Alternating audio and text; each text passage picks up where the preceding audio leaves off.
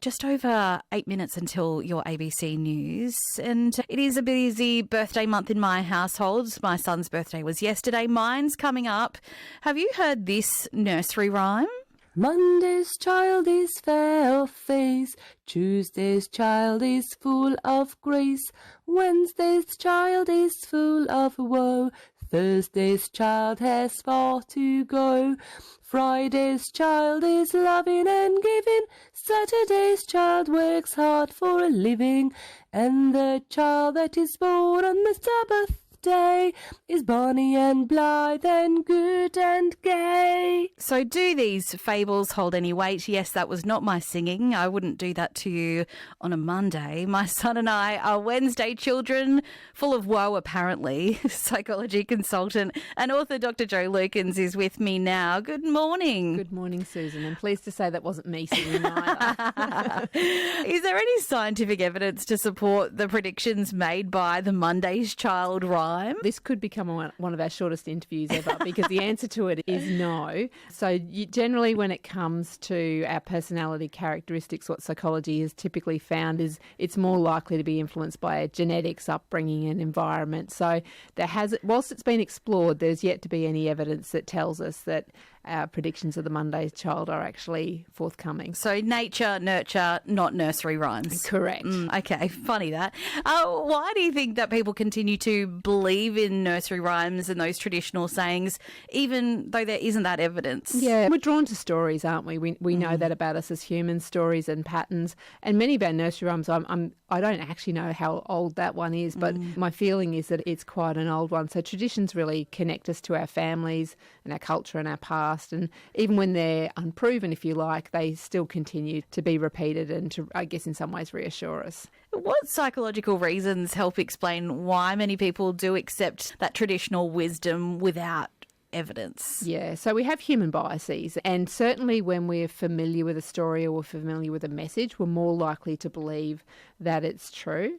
And in our very broad and large and complex world that we live in, we do like to have some levels of certainty. So what we find is those patterns, and often they're said to us as children, so the way of language acquisition. So a lot of our nursery stories stick with us, and then some of those particular messages that we get through childhood, we hold on to them even long after the research perhaps shows us that the reality is quite different. So I would be a child of woe, full of woe, as being born on a Wednesday. This might be something that a Wednesday child would really say. How can we critically assess traditional beliefs or advice that do lack that scientific backing? Yeah, so we need to look for the evidence. And it's interesting, isn't it? Because even for me, being a psychologist, having the psychology background, knowing all of this, when I went back to the rhyme, I went, oh, that's right, because I'm a Monday, both of my sons are Thursdays. Does it hold true? It's a bit like our horoscopes as well. So we do know that a bit of critical thinking is always going to be our friend here and helps us to distinguish between the anecdotes and what we know to be true. And I think the other challenge is that psychology is a continually evolving science. So what we perhaps knew to be true or supported by the evidence in the 70s is different to the 80s and the 90s. So I guess I've been in the profession long enough to see changes in what we understand to be the human experience, and shouldn't be surprised when we see those continuing to change as the research methodology improves. Yeah.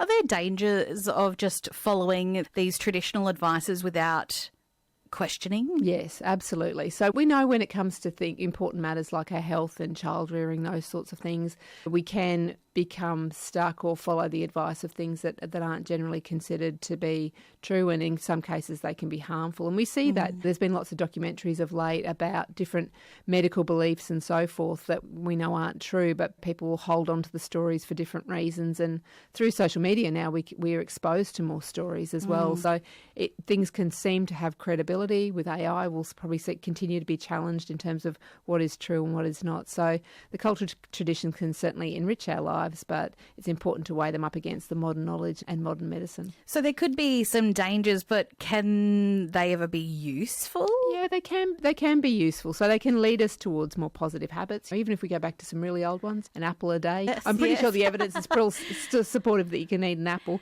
There's so many things that we're not supposed to eat anymore. But certainly many of those the stories connect us, and that's always going to be important for us, can help us with our emotional well-being. Sometimes our long-standing practices do align with later research, and it's important to remember psychology is a profession that most of our hypotheses and the science that we conduct is based off what we observed first of all. So that noticing is important. We know certainly as a profession, psychology sometimes gets criticised for being the science of common sense, because we know birds of a feather flock together and opposites attract. So which one is it? So we want to continue to question and look at the research and be curious in our world. Curious is probably a good thing to be at all times. Curious will always be a good point for us. A great thing for us. Now, I'm curious, Dr. Jo, what do you think Australia's most underrated animal is? I've been thinking about this morning as I've been listening to all the great answers, and I don't think it's underrated because I rate it, but I think that perhaps underrated is the green tree frog.